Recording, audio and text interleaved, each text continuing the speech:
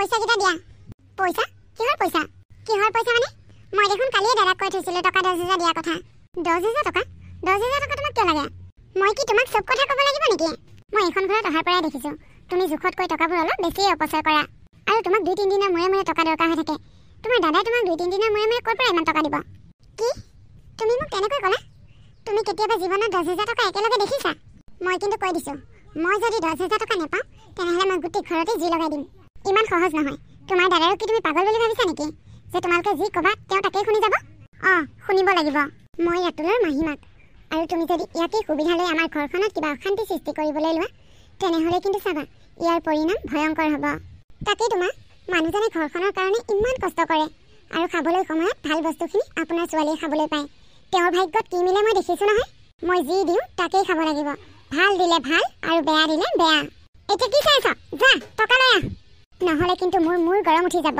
কি হৈছে মা তুমি কিয় ইমান ডাঙৰকৈ চিঞৰিছা ডক্টৰে তোমাক ইমান ডাঙৰকৈ চিঞৰিবলৈ মানা কৰিছে নহয় তোমাৰ কিয় ইমান খং উঠিছে মা কি ক'ম আৰু বাবা তাই কলেজৰ খৰচৰ কাৰণে বৈকক টকা কেইটামান বিচাৰিছিল বৈকে উল্টা পুল্টা কথা কৈছে জবা তুমি মাৰ লগত উল্টা পুল্টা কথা কৈছা এতিয়া মাক ক্ষমা খোজা মই একো ভুল কৰা নাই ভুল নকৰাকৈ মই কাৰো ওচৰত ক্ষমা খুজিব নোৱাৰো শুনিলি বোৱাৰীৰ কথা মই যে তোৰ মাহীমাক সেইকাৰণে মোক তাই তেনেকৈ কৈছে মা জবা হৈ মই তোমাৰ ওচৰত ক্ষমা খুজিছোঁ ক্ষমা কৰি দিয়া মা তাই এইখন ঘৰৰ নতুন তোমাক ভালদৰে বুজি পোৱা নাই সেইকাৰণে তাই হ'বলা তেনেকৈ কৈছে তুমি ক্ষমা কৰি দিয়া মা হ'ব দে আকৌ তই ক্ষমা খুজিব নালাগে জবা দেখিলা মোৰ মাৰ মনটো কিমান বহল ভণ্টি তোক টকা মই দিম এতিয়া আৰু টকালৈ কি কৰিম কাজিয়া পেচাল লাগি থাকোঁতে মোৰ দেৰিয়ে হৈ গ'ল ধেত পাগলী তই চিন্তা কৰিছ কিয় মই থকা নাই জানো মই থৈ আহিমগৈ তোক মোৰ লগত দেখিলা তো বোৱাৰী তাৰ ওচৰত মাহীমাকৰ মূল্য কিমান মই যি কওঁ সি তাকেই শুনিব তুমি মিছাতেই ষড়যন্ত্ৰ কৰি কোনো লাভ নাই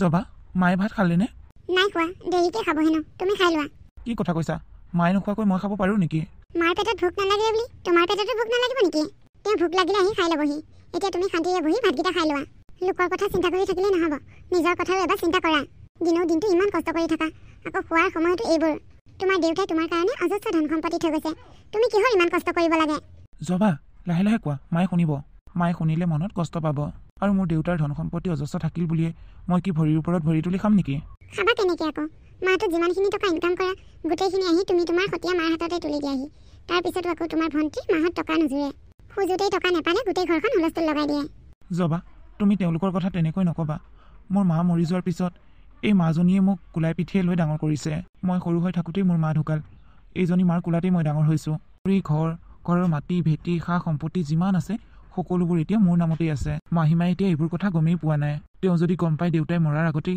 সকলোবোৰ সম্পত্তি মোৰ নামত কৰি থৈ গৈছে তেনেহ'লে তেওঁ মনত বৰ কষ্ট পাব গতিকে মাৰ মনত মই কোনোদিনাখনেই দুখ দিয়া কথা ক'ব নোৱাৰোঁ তেওঁ যদি কেতিয়াবা জানেও এই সম্পত্তিবোৰ মোৰ নামত আছে তথাপিও যাতে মায়ে কোনোদিনাখনেই দুখ কৰিব নোৱাৰে নিজৰ ল'ৰা নাই নেচাব বুলি সেইকাৰণে মাহীমাক মই মোৰ নিজৰ মা বুলি ভাবোঁ আৰু তেওঁ অন্তৰত দুখ দিয়া কথা মই কেতিয়াও নকওঁ তেওঁ যদি গম পায় সা সম্পত্তিবোৰ মোৰ নামত দেউতাই কৰি থৈ যোৱা বুলি তেতিয়া তেওঁ দেউতাকো বেয়া পাব ভাবিব যে দেউতাই তেওঁ কোনোদিনাখনেই বিশ্বাসতেই ল'ব নোৱাৰিলে মহাৰাণী ঘৰত নাই নেকি আজি নাই হস্পিটেল গৈছে কি হৈছে বাদ দিয়া তাই যিয়ে নহওক মা ডাঙৰ কথা এটা হৈছে তুমি গমেই পোৱা নাই মই কালি দাদাৰ ভোক পাতি থকা শুনিছোঁ ডাঙৰ কথা কি ডাঙৰ কথা মা দাদাক তুমি যিমান সহজ সৰল বুলি ভাবা সি সিমান সহজ সৰল নহয় সি এটা মহা চতুৰ তুমি নাভাবিবা সি তোমাৰ কথা মতে চলে বুলি আৰে তই কি ক'ব বিচাৰি আছ নকওঁ কিয় সিটো মোৰ কথা মতেই চলে মই যি কওঁ সি তাকেই শুনে এইবিলাক তাৰ চব অভিনয় আৰে কি কৈ আছ তই এইবোৰ মা আমাৰ এই সম্পত্তিবোৰ কাৰ নামত আছে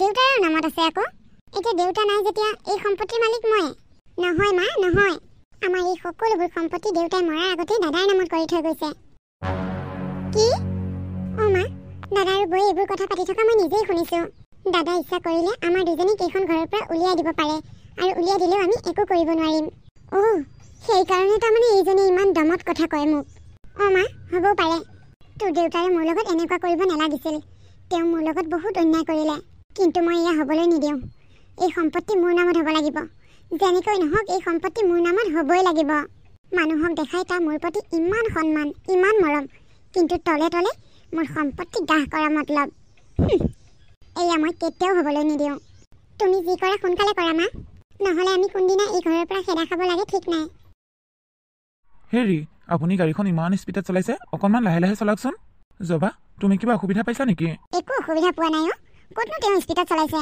ঠিকেই চলাইছে দেখোন জবা মায়ে যদি তোমাৰ এই খবৰটো পায় বৰ ভাল পাব জানা ৰাতুল তুমি আমাৰ প্ৰত্যেকটো কথাৰ মাজলৈ তোমাৰ মাক টানি আনা কিয় সেইজনী তোমাৰ নিজৰ মা নহয় সতীয়া মা আমাৰ এই খবৰটো শুনি তেওঁ যে ভাল পাব তুমি কেনেকৈ ইমান দৃঢ়তাৰে ক'ব পাৰিলা আমি তেওঁ খবৰটো কোৱাৰ পিছতহে গম পাম তেওঁ ভাল পাইছে নে বেয়া পাইছে কিয় বেয়া পাব তেওঁ মোৰ মাহীমা যদিও তেওঁ মোক কোনোদিনাখনে অৱহেলা কৰা নাই সদায় নিজৰ সন্তানৰ দৰে মৰম চেনেহ কৰি ডাঙৰ দীঘল কৰিছে তোমাক যদি নিজৰ সন্তানৰ দৰে ডাঙৰ দীঘল কৰিছে তেনেহ'লে তোমাৰ পঢ়া শুনা আধৰুৱা কৰিলে কিয় তেওঁ যে নিজৰ ছোৱালীজনীক ইমান পঢ়া শুনা কৰালে তোমাক কিয় আধৰুৱা কৰিলে সেইখিনি সময়ত ভণ্টিক চাবলৈ ঘৰত মানুহ নাছিল মোৰ বাহিৰে সেইকাৰণে মায়ে মোক স্কুল যাবলৈ মানা কৰিলে মই ভণ্টিক চাই থাকিব লাগে ইয়াতে গম পায় তেওঁ তোমাৰ মাহীমা নে নিজৰ মা চুপচাপ মাৰি গৈ থাকা হেৰি আপোনাক মই কোৱা নাই জানো গাড়ীখন লাহে লাহে চলাবলৈ ৰাস্তাটো ইমান বেয়া অকণমান লাহে লাহে চলাওকচোন ইয়াতকৈ আৰু কি লাহে লাহে চলাম লাহে লাহে চলাইছোঁ ৰাতুল হ'ব দিয়া মই একো অসুবিধা পোৱা নাই নহয় মা তুমি ইয়াতে বহি আছা তোমাৰ কাৰণে এটা ভাল খবৰ আছে মা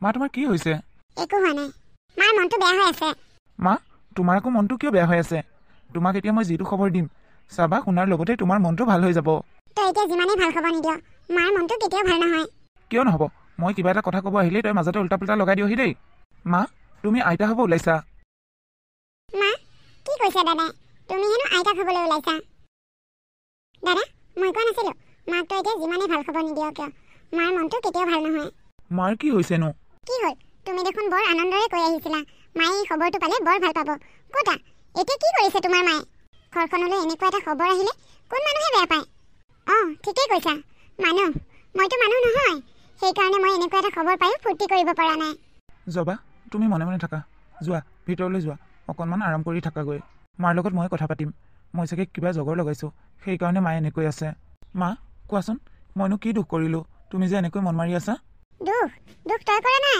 দুখ কৰিছোঁ মই আচলতে মোৰ কপালৰে দুখ তোক মাহীমা চকুৰে নাচাই নিজৰ মাৰ দৰে লালন পালন কৰি এই দুই হাতেৰে ডাঙৰ কৰাৰ দুখ কি দুখ কৰিলোঁ সুধিব আহিছে ভণ্টি মাৰ আচলতে হৈছেনো কি মায়ে কিয় ইমান খং কৰি আছে মায়ে কিয় খং নকৰিব দেউতাই মৰাৰ আগতে সকলোবোৰ সা সম্পত্তি তোৰ নামত কৰি থৈ গৈছে এইবোৰ কথা জনাৰ পাছত কি মায়ে খং নকৰিব নেকি শুন দাদা এতিয়াও সময় আছে তই এই সা সম্পত্তিবোৰ মাৰ নামত কৰি দে অসম্ভৱ খং কৰিলে কি সম্পত্তি লিখি দিব পৰা যায় নেকি জবা তুমি মনে মনে থাকা মই কিয় মনে মনে থাকিব লাগে যি ক'বলগীয়া আছে মই ক'ম তুমি এইবোৰৰ মাজত নোসোমাবা যোৱা ভিতৰলৈ গৈ অকণমান আৰাম কৰাগৈ মা মই এটা কথা বুজি পোৱা নাই দেউতাই এই কাম কৰিব পাৰিলে কেনেকৈ কৰিব পাৰিলে সেই কথা তেতিয়া লাগি থকা সময় নহয় যি কৰিলে কিন্তু এতিয়া ইহঁতৰ ল'ৰা ছোৱালী নোহোৱাৰ আগত কেনেকৈ মাটি বাৰীবোৰ আমাৰ নামত আনিব পাৰোঁ সেইটো চিন্তা কৰিব লাগে কিন্তু মা এতিয়া বৌৰ পৰা সম্পত্তিবোৰ আমাৰ কৰি লওঁ কেনেকৈ বৌ বহুত চতুৰ আৰু মূৰ্খ ছোৱালী তাৰ ঘৈণীয়েক চতুৰ হ'ব পাৰে সিটো চতুৰ নহয়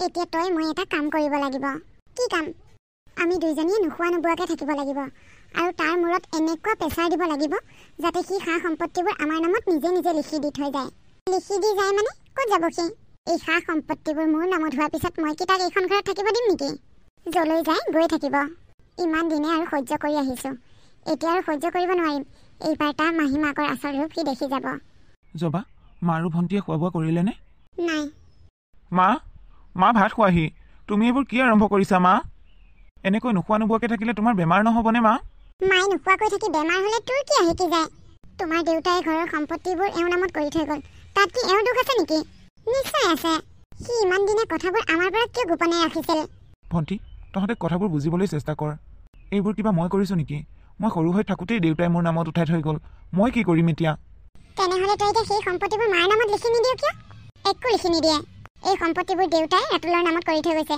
এতিয়া এই সম্পত্তিৰ অধিকাৰ কেৱল ৰাতুলৰ আছে বৌ তুমি কিন্তু অলপ জোখতকৈ বেছি কথা কোৱা মাকৰ ঘৰত দেখি পালেহে মই মাৰ ঘৰত নেদেখাকৈ থকা নাই তহঁতেহে নেদেখাকৈ আছ সেইকাৰণে সম্পত্তিৰ লগত কাজিয়া কৰি আছ শুনিছা তুমি এইবোৰ কথাত গুৰুত্ব দি নাথাকিবা আহা ভাত খাই লোৱাহি কোনোবাই খালেও খাওক নাখালেও নাই জবা তুমি এইবোৰ কি কথা কৈছা মই ভাত খাম আৰু মোৰ মায়ে লঘোণে থাকিব খা তোৰ পেট ভৰিলেই হ'ব দে তই খাই ল শুনিছা কেনেকৈ কৈ থৈ গ'ল তাই হ'ব দিয়া তুমি তাইৰ কথা নধৰিবা তাই সৰু হৈ আছে তাই এতিয়া সৰু হৈ আছে মানুহৰ মুখলৈ নোচোৱাকৈ কথা ক'ব পৰা হ'ল তাই সৰু হৈ আছে তুমি এতিয়া ভাত খোৱা নে নোখোৱা নাখাওঁ মোৰ মায়ে লঘোণে থাকিব আৰু মই ভাত খাই পেট ভৰাই থাকিব নোৱাৰোঁ মানুহজনে যে কেতিয়া কথাবোৰ বুজি পাব নহয় মাহীমাকে যে তেওঁক খচা মৰম নকৰে এই কথাটো আজিলৈকে তেওঁ গম পোৱা নাই পটককৈ নাখাওঁ বুলিও কৈ পালোঁ ইমান ভোক লাগিছে এতিয়া কি কৰোঁ বাৰু গোটেই ৰাতিটো এনেকৈ ভোকত থকাটো সম্ভৱো নহয়।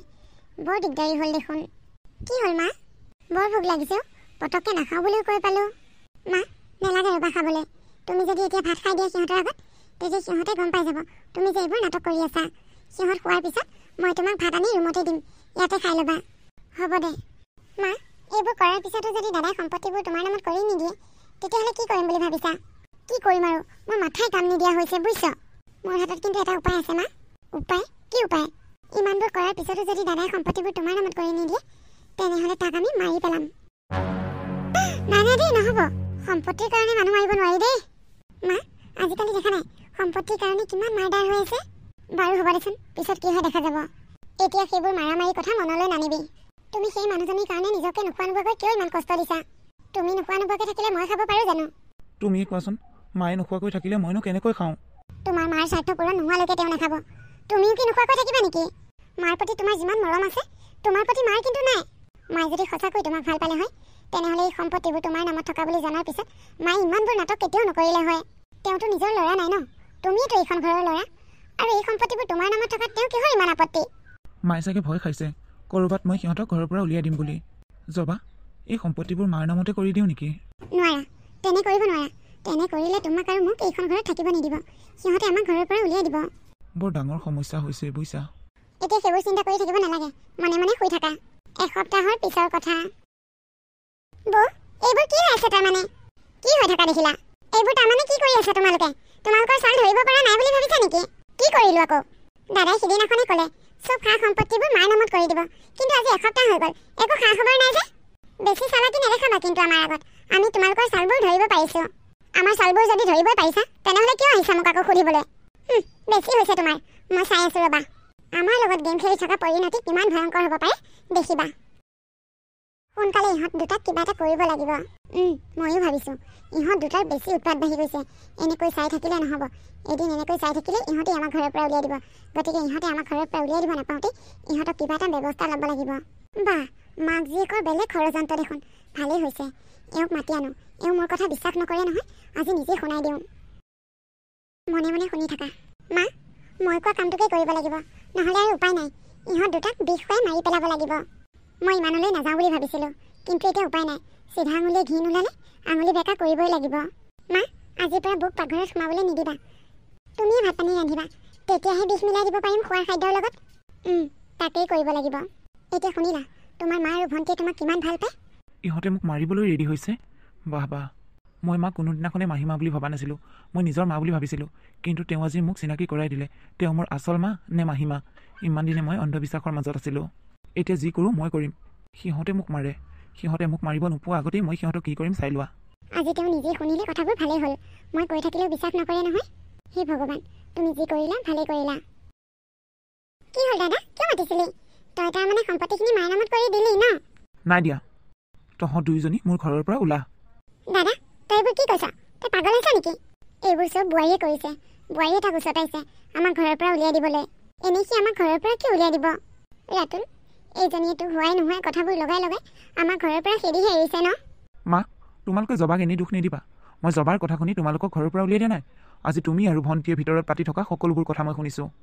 তোমালোক দুইজনীয়ে লগ লাগি আমাৰ দুটাক মাৰি পেলোৱা প্লেনিং বনাইছা। জবাই মোক বহুত দিনৰ পৰা ৱাৰ্ণিং দি আছে, কিন্তু মই তাইৰ কথা শুনা নাই। আচলতে মোৰ মানুহ চিনি পোৱাত বহুত দেৰি হৈ গ'ল। আজি যদি মই ঘৰত নাথাকিলোঁ হয়, তোমালোকে পাতি থকা কথাবোৰ যদি মই নিজ কাণেৰে নুশুনিলোঁ হয়, তেনেহ'লে জবাই মোক কোৱা হ'লে মই কেতিয়াও বিশ্বাস নকৰিলোঁ হয়। মই তোমালোকৰ আচল স্বৰূপটো আজিহে বুজি পালোঁ। গতিকে আজিৰ পৰা তোমালোকে আৰু মোৰ ঘৰত থাকিব নোৱাৰা। মই ভাবিছিলোঁ তোমালোকে ইমান আপত্তি কৰিছা যেতিয়া এই ঘৰৰ ভেটি মাটি সকলোবোৰ কাগজ পাতি তোমালোকৰ নামত কৰি দিম, কিন্তু এতিয়া নহ'ব। এতিয়া আৰু মই একোৱেই কৰিব নোৱাৰিম। ওলোৱা মোৰ ঘৰৰ পৰা, তোমালোক দুইজনী আজিয়ে ওলোৱা। বাবা তই তেনেকুৱা নকৰিবি। তই আমাক ঘৰৰ পৰা উলিয়াই দিলে আমি ক'লৈ যামগৈ? দাদা আমাৰ বহুত ডাঙৰ ভুল হ'ল। আচলতে মায়ে তেনেকুৱা প্লেনিং বনোৱা নাছিল। প্লেনিংটো আছিল মোৰ। মইহে তহঁতক মাৰি পেলোৱাৰ কথা মাক কৈছিলোঁ। দাদা তই আমাক ঘৰৰ পৰা উলিয়াই নিদিবি। তই আমাৰ দুজনীক ঘৰৰ পৰা উলিয়াই দিলে আমি ক'লৈ যামগৈ? দাদা বোৱাৰী মোক ক্ষমা কৰি দিবা। মই তোমাক তেনেকুৱা কৰিব নালাগিছিল। মই আচলতে এই ধন সম্পত্তিৰ লোভত পৰি তোমাক কি কৰিছোঁ ক'বই পৰা নাই। মই ভাবিছিলোঁ তোমালোকৰ এটা সন্তান হোৱাৰ পিছত আমাৰ এইখন ঘৰত কোনো অস্তিত্ব নাথাকিব, সকলো সা সম্পত্তি তোমালোকৰ হৈ যাব। কিন্তু সেয়া মোৰ ভুল। মোৰ নিজৰ ল'ৰাই নাই। মই এইবোৰ সম্পত্তি কাৰ কাৰণে ইমান মোহ কৰিছোঁ? আচলতে আমাৰ কিবা এটা বিপদ হ'ব লাগে যে, সেইকাৰণে মোক ইমান লোভে পাইছিল। বোৱাৰী তুমি তাক বুজোৱাচোন সি আমাক ঘৰৰ পৰা উলিয়াই দিলে আমি ক'ত যাম ক'ত থাকিম কি খাম বৌ ননদ হিচাপে ময়ো তোমাক বহুত অত্যাচাৰ কৰিলোঁ নিজকে ধনী বুলি অহংকাৰ কৰিছিলোঁ আৰু তোমাক দুখীয়া ঘৰৰ পৰা অনাৰ কাৰণে তোমাৰ ওপৰত ইমান অত্যাচাৰ চলাইছিলোঁ এতিয়াহে বুজিছোঁ বৌ আমি একো ধনী নহয় আমাৰ একোৱেই নাই আজি আমাক ঘৰৰ পৰা উলিয়াই দিলে আমি এটা শূন্য আমি ফুটপাথত জীৱন কটাব লাগিব বৌ তুমি বুজা কথাবোৰ আৰু দাদাকো বুজাই দিয়া বৌ তুমি হৈছে এজনী শিক্ষিত ছোৱালী দাদাক কথাবোৰ বুজাই দিয়া বৌ আমি ঘৰৰ পৰা ওলাই যোৱাৰ পিছত আমাৰ অৱস্থা নাইকিয়া হ'ব মানুহে আমাক লে কৰিব বৌ পিছত আমাক দেখিলে জানো তোমালোকৰে বেয়া নালাগিব এইখন ঘৰত থাকিব পাৰিবা মই তোমাৰ দাদাকো বুজাম কিন্তু এটা চৰ্ত কি চৰ্ত বৌ তুমি যি চৰ্ত দিয়া আমি তাকেই মানিম বোৱাৰী তুমি যি চৰ্ত দিয়া আমি তাকেই মানি ল'ম তোমালোক কলৈকো যাব নালাগে ইয়াতেই থাকিবা কিন্তু এটা কথাই কথাই মোক দুখীয়া বুলি হাঁহিব নোৱাৰিবা আৰু ভণ্টি তোমাক যে 3 দিন 4 দিনৰ মূৰে মূৰে 10,000 5,000 টকা লাগি থাকে এইটো বন্ধ কৰিব লাগিব আৰু মা আপুনি মোৰ ওপৰত হুকুম চলাই থাকিব নোৱাৰিব মই যি কওঁ তাকেই শুনিব লাগিব ঠিক আছে বোৱাৰী হ'ব বৌ আজিৰ পৰা মই দাদাক টকা খুজি আমনি নকৰোঁ ঠিক আছে কথাবোৰ মই কোৱা ধৰণে যেতিয়া মানি লৈছে ময়ো ইয়াত থাকিবলৈ আপোনালোকক অনুমতি দিছোঁ কিন্তু কিবা উল্টা পুল্টা কৰিলে মই কিন্তু এবাৰ এওঁলৈ বাট চাই নাথাকিম মই আপোনালোকক ঘৰৰ পৰা উলিয়াই দিম